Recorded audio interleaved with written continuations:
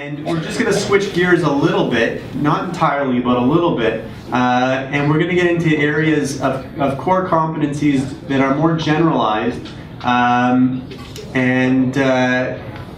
it kind of goes back on our theme that we were mentioning with Marty, that really cognition and capabilities tie directly into confidence, and that confidence in their early years is very important to create success as the children move into their later years of education and the implications into their career choices. So we all are likely familiar with the recent results out of the OECD in terms of the competitive studies and the position that Canada has, I guess, fallen to with regard to its numeracy. So it's very timely that we have Daniel Ansari here. Daniel, I'll just briefly read his bio, but many of you may know him already. Daniel Ansari received his undergraduate degree in psychology at the University of Sussex. From there, he went on to study his PhD at Institute of Child Health, University College of London. During his PhD studies, he became increasingly interested in neuroscience, leading him to study for an MSc in neuroscience at the University of Oxford. From 2003 to 2006, he was assistant professor of education at Dartmouth College. Since 2006, Daniel has been Canada Research Chair in Developmental Cognitive Neuroscience at the University of Western Ontario in Canada, where he heads the Numerical Cognition Laboratory. Daniel and his team explore the developmental trajectory underlying both atypical and atypical development of numerical and mathematical skills using both behavioral and neuroimaging methods. He serves as an associate editor of the peer-reviewed journals PLoS ONE, Developmental Science, Mind, Brain, and Education. In 2009, Daniel received the Early Career Contributions Award from the Society for Research in Child Development, and in 2011, he was awarded the Boyd McCandless Early Researcher Award from the Developmental Psychology Division of the American Psychological Association. Currently, Daniel is the President-elect of the International Mind, Brain, and Education Society.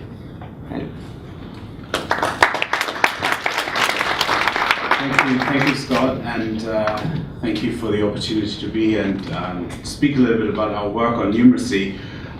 Whenever I talk about numeracy, I like to just remind people just how much we use our sense of number in everyday life. So it's not a skill that is constrained to the classroom, but it's something that we constantly use in our daily interaction. So, for example, consider that you're going to the grocery store and it's a busy Monday afternoon and you don't have a lot of time, you're just trying to stay healthy and buy enough fruit for your family for the week. You might just grab a bunch of apples. So you're using a sort of approximate sense of number. Then on a Saturday morning, you're more leisurely and you might think, okay, this time I'm actually going to count them out and make sure that I have enough of these fruit, and then using a more exact process of enumeration. Probably in both instances, you're not really thinking about the fact that you're using number, but without your numerical competencies, you wouldn't be able to fulfill this basic task in everyday life.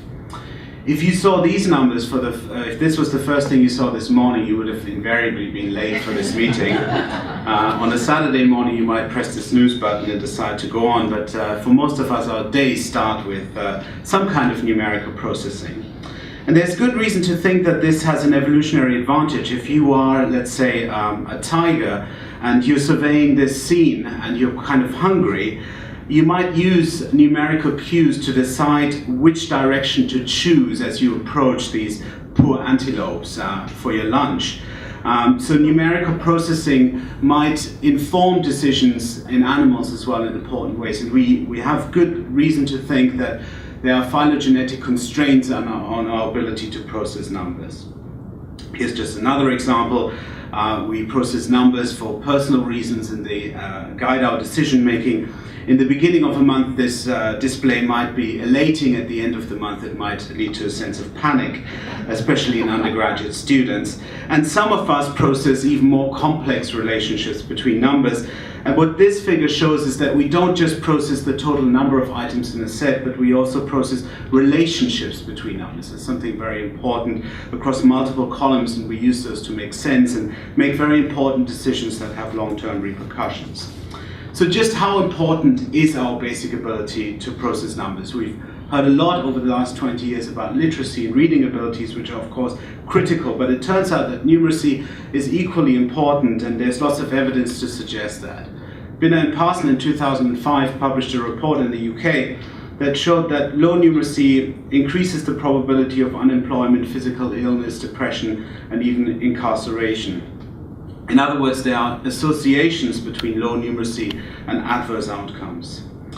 OECD, we talked about OECD already multiple times today because of the release of the PISA study, and one of the powerful things that the OECD can do is, of course, it can track data over time, and they've been able to show that improvements in mathematical competence are related to the growth of the GDP of nations. So there is a direct relationship here between socioeconomic outcomes and these gains in educational achievements or losses in educational achievement, as may be the case for some.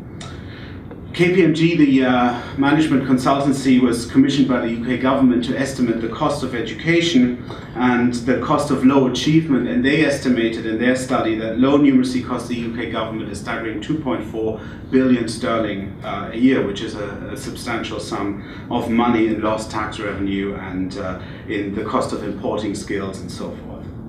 And I think a very important dimension of numeracy, and one that is not often considered, is that it also plays a role in health outcomes. And there is a growing field called health numeracy. People have already been talking about health literacy, but it turns out that the ability of patients and healthcare professionals to use numerical information rapidly, of course, influences the quality of the healthcare. You can just imagine a nurse having to read off numbers of an instrument to guide decision making about dosage, and the same, of course, goes for doctors and all sorts of health professionals.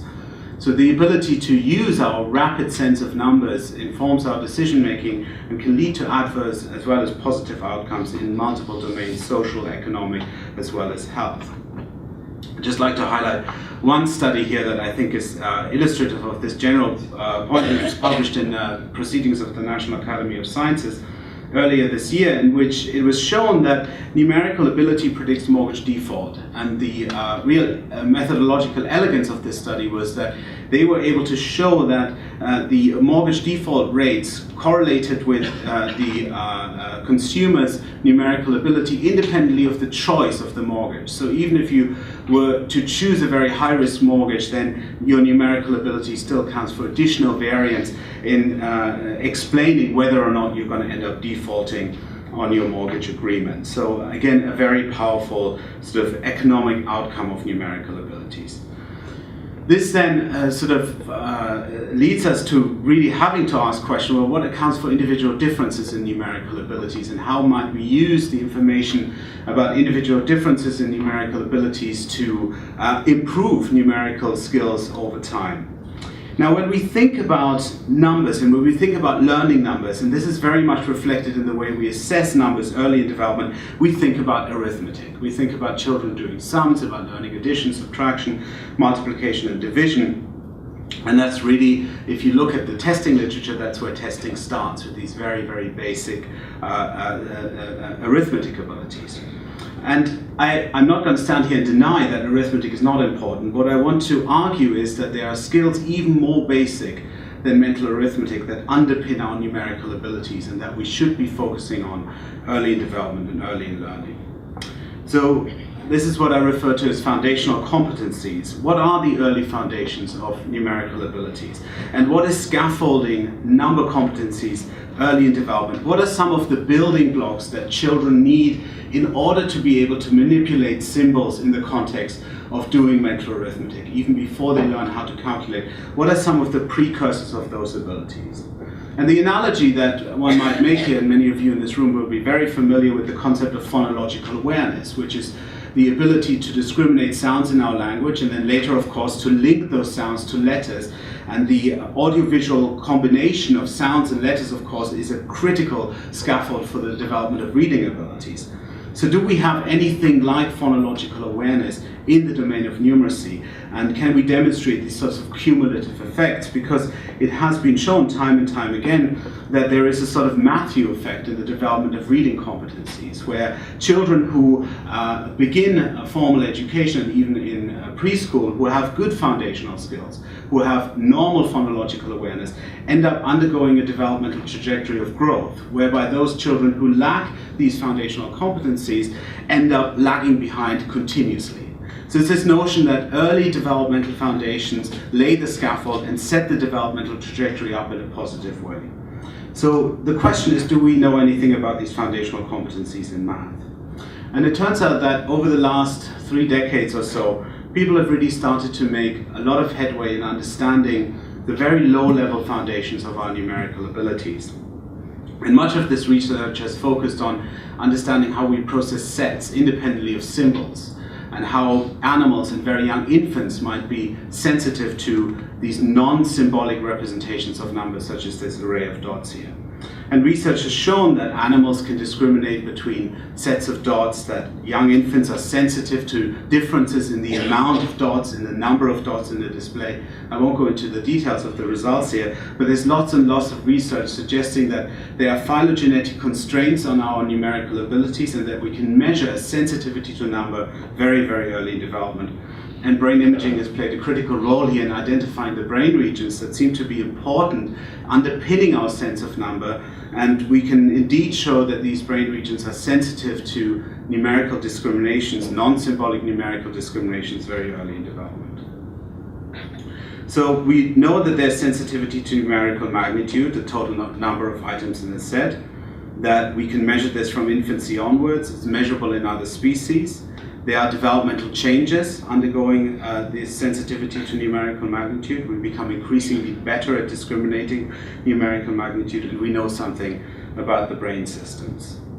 But human development is more complex than just discriminating between dot arrays, because human development involves the learning of cultural symbols, symbols that we've developed over the past 5,000 years. Now Arabic numerals are almost a universal language of math. If you think about the variation in our orthographies, there's not much variation in the number of symbols we use across the globe. Most of us use Arabic numerals. There are variations as well, but it's the most dominant symbolic system for representing number.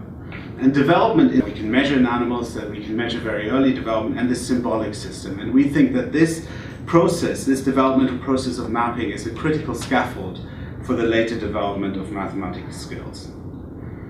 Why do we do that? Because we've been generating data over the last 5 or 10 years to show that this process of mapping and that the early ability to discriminate symbolic and non-symbolic numerical magnitudes is very important. So I just want to briefly show you some of those data, which really address the question whether the intuitive skills are related to children's math learning, and what is the role of integrating, what's the role of this mapping process of integrating the symbolic with the intuitive or non-symbolic systems. So here's just one example study that we've recently concluded and published, where my graduate student Nadia Nosworthy, what she did is she developed a very simple test, and this test will soon be available on the internet for free. You can download it, you can use it in your classrooms. We're developing norms that we'll publish on the internet as well. What it involves is asking children to simply decide which of two arrays of dots is numerically larger, or which of two Arabic numerals is numerically larger. So there's a non-symbolic and a symbolic condition. There's 56 items per condition, and children are given 1 minute per condition. So we want to measure their ability to rapidly discriminate between these non-symbolic and symbolic displays of numbers. And they do so by simply crossing out using a pencil the larger of the two dot arrays or the larger of the two Arabic numerals. And what we found is that this 2-minute magnitude processing test does indeed correlate with individual differences in math achievement. So here you see the performance of the 160 grade 1 to grade 3 students on our magnitude comparison test correlates positively with their math fluency performance. The math fluency is simply a measure of how many arithmetic problems can you solve in a 3-minute time period. So what we're seeing is how good you are at symbolic and non-symbolic number discrimination correlates with how good you are on a standardized test of arithmetic, in this case a speeded test of arithmetic, but we can show the same for the Woodcock-Johnson calculation test, where now children don't have time pressure. They can solve as many problems as they want on a sheet, and they can take as long as they want. So it's not just correlating speed with speed, but it really seems to be that the ability to discriminate between these magnitudes relates to both speeded and unspeeded tests of calculation.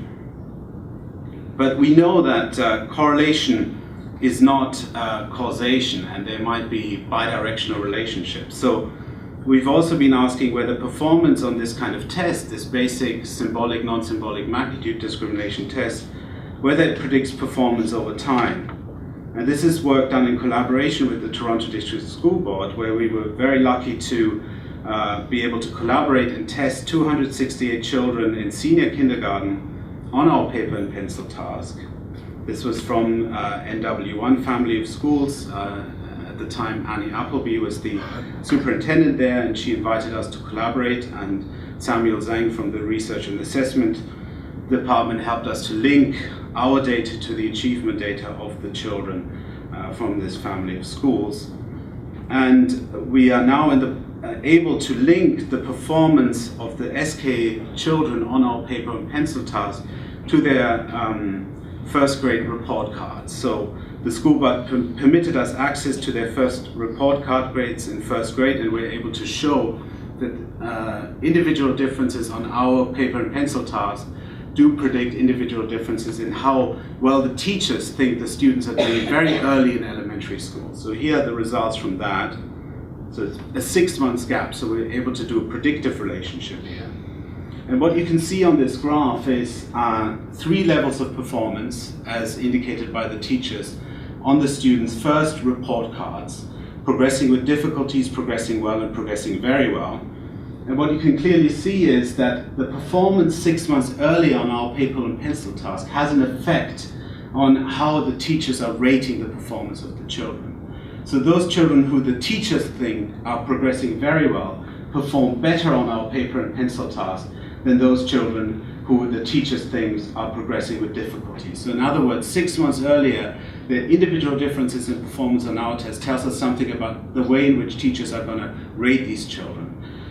What I would like you to note as well is that this is particularly true for the symbolic version of the test plotted in black here. So those children who had a poor understanding of number symbols 6 months before their first report card grades were rated as progressing with difficulties, whilst those who had relatively good symbolic number discrimination skills were rated as progressing very well. So we think that number symbol understanding is particularly important, and we have lots of other data to show that. So this is just one piece of the puzzle that suggests to us that numerical magnitude processing provides a really critical early scaffold for the development of higher level skills. This is not to say that numerical magnitude processing is everything, just like phonological awareness is not everything in the domain of reading, but it's a very important scaffold along with other competencies such as visual spatial abilities and working memory. And it is important when we think about scaffolding to think about a developmental perspective, to think about the notion that lack of understanding numerical magnitude early in development leads over developmental time to difficulties in learning numerical expressions such as numerical symbols and maintaining them in memory, so that later problems that we see in 2nd, 3rd, and 4th grade might actually stem from a lack of these scaffolds that have compounded difficulties over developmental time. So taking a developmental perspective here I think is really critical, and we've learned that from the domain of literacy. So just to summarize and conclude, we know now a lot about basic numerical magnitude processing. We know that it has an evolutionary history. We can measure it early in development. We think it provides a really important scaffold, one that's under-recognized at this moment in time. We have shown in Nadia's study and in many other studies that individual differences in numerical magnitude processing are related to arithmetic skills, particularly symbolic skills. And we therefore think that it is not so much that you're born with an impaired numerical magnitude processing system, but that it is the process of integrating this with cultural representations where skills actually break down, again highlighting the importance of a developmental process. And I think from this we can conclude that strengthening numerical magnitude processing early to enhance developmental trajectories can lead to positive outcomes. And I think that's where we should think about finding tools to strengthen the connection between the intuitive and the cultural symbolic system. So I'd like to thank you very much for your attention.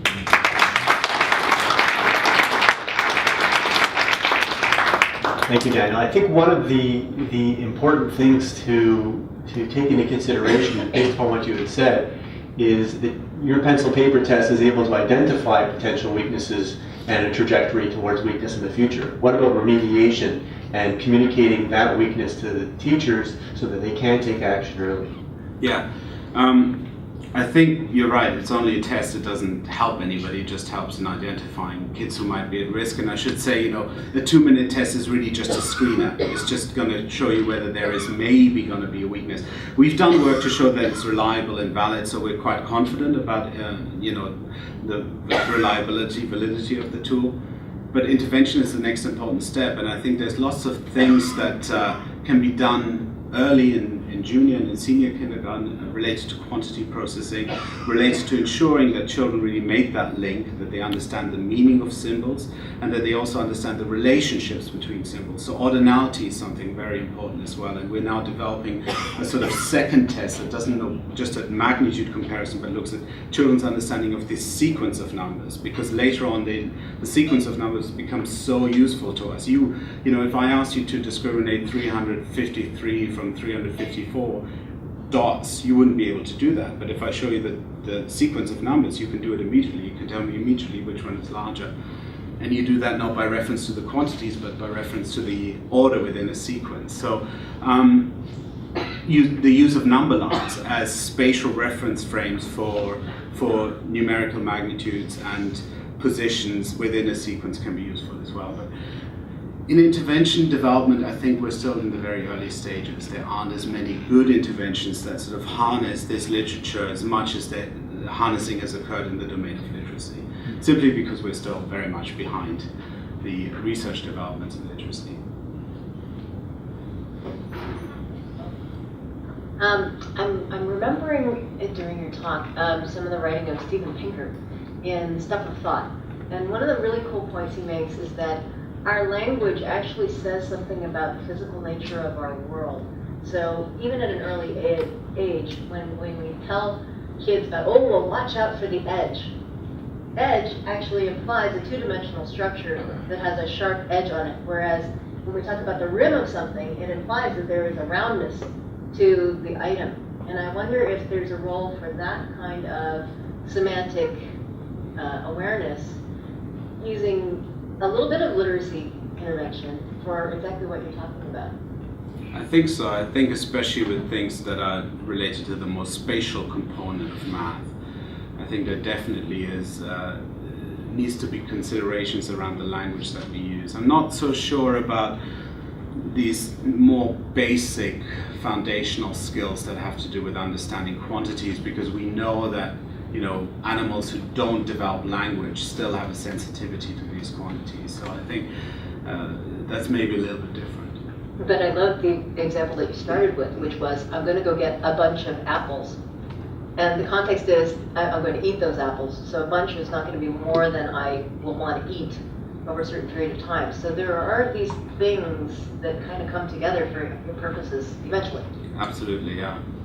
Children with specific language impairment are an interesting way of examining the role of language in math. And they have problems once you tax the linguistic systems. They already have difficulties learning how to count and linking the count words to the quantities that they represent. So I fully agree with you that there are interactions between language and number, but I think there's also very important non-verbal scaffolds as well. Daniel, thank you for this great talk. I was just thinking about like a kind of fundamental question, in the sense that, like, do you think, and maybe it's a double question, maybe I had two questions. The first would be like, do you think there is some environmental influence in terms of like, can we train these skills? And because of your work on development, are these skills have like specific period? I mean, it must be early, because that's, you know, what you're saying is just is like the basis of like the mathematical aptitude. But how early it is, and how? And the second question is, if we train them, which I think can be possible, how transferable the apple are really to the symbolic aspect of numbers?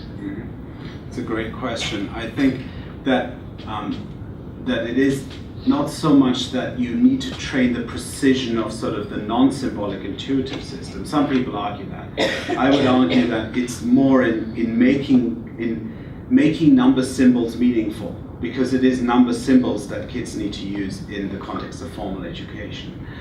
And the first step of that is, of course, learning how to count. A 2.5-year-old will happily recite the count sequence, but has no idea that that count sequence serves the purpose of enumeration. Suddenly, at around 3.5 years of age, most kids make the insight that counting is there to determine the quantity of a set. And then, of course, the child has to learn that counting is such an abstract thing that it that can be used for any kind of set. And I think those abilities are trainable.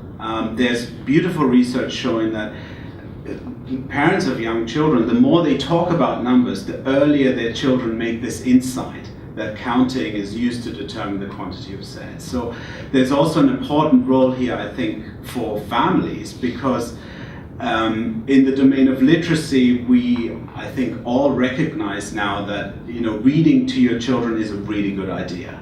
It's going to really help them. But maybe counting with your children or doing rudimentary calculations is not something that everybody would engage with. And that, of course, is compounded as well by the problem that many of us suffer from math anxiety and don't really want to touch our children's homework, right?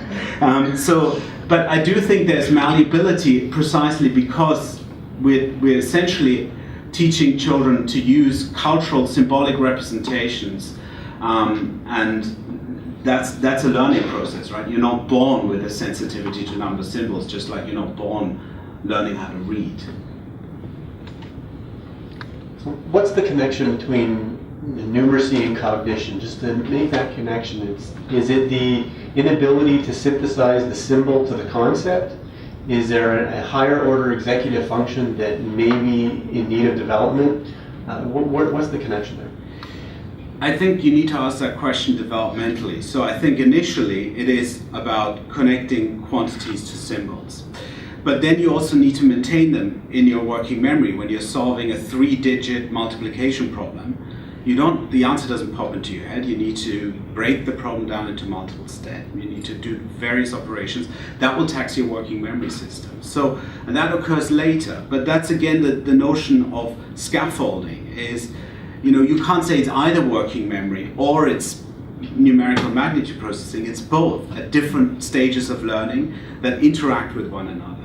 And, when we talk about, my work is mainly referring to the development of arithmetic skills. We had some questions about geometry or algebra. Those are different domains that likely have very different predictors and different developmental trajectories associated with them. So there's lots of complexity there, but I think it's really good to think about it developmentally when you think about the cognitive factors, because then you don't run into sort of the idea it's either or, but it's different points at different stages of learning depending on the demands on the cognitive system at that time, right? Early you might not need as much working memory as you do later on. And the presumption being that kids with cognitive disabilities would likely have difficulty in mathematics if, for example, they have working memory deficits. Because holding those functions would be a prime activity or a prime function of doing the math.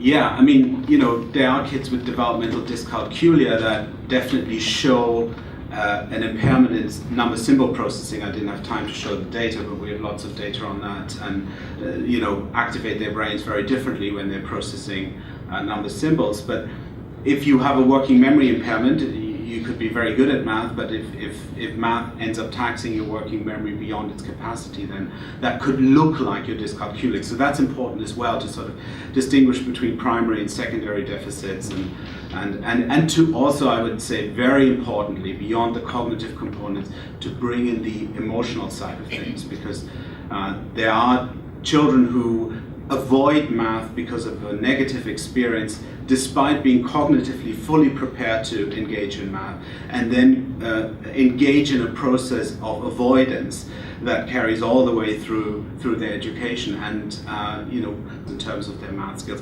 what concepts they have about what is math. I think there's lots of misconceptions in young students' minds that lead them to avoid something that they might find actually extremely enjoyable and rewarding. Right. I just had a question in terms of how would you teach math or numeracy skills differently, or would you in the school system? And my second sort of question was the use of calculators how you sort of feel about that, or when you would think it's appropriate to use that. So I need to preface it with that I'm not a teacher. I have no formal training in teaching, so I don't think it's my place to really make any firm recommendations, but I would like to interact with people, share my research, and see how they react to it, and pick it up from their expertise. The only thing that I think, going back to the beginning of my talk, is that we can benefit from changing our conceptualization of math learning and shifting away from the idea that arithmetic is sort of the beginning of math learning, but that math learning starts to occur when children understand the link between count words and quantities. And that we can perhaps, and it's already happening, but I think we can strengthen it, build activities that help children come prepared to manipulating number symbols. I think we forget the complexity of symbolic representations of numbers, abstract representations that generalize across the symbol 5 represents any fiveness that's out there in the world. That's a difficult thing to understand. For us as adults, we use that effortlessly, but to build that connection between quantities and symbols, I think that's one recommendation I would have. With regards to calculators, I'm not sure. I'm a great fan of mathematics fluency. I think there's lots of reasons to suggest. You saw the stats with the mortgage default rates, and sort of the adaptive power of being able to calculate fluently. And I do think that math fluency could be impeded by too early use of calculators. It could lead to children not making the conversion from using procedural calculation to retrieval. But people differ with regards to how much they value math fluency. So it depends a little bit. If you value math fluency, I think it's wonderful, because if you can retrieve facts, you don't need to use your working memory as much.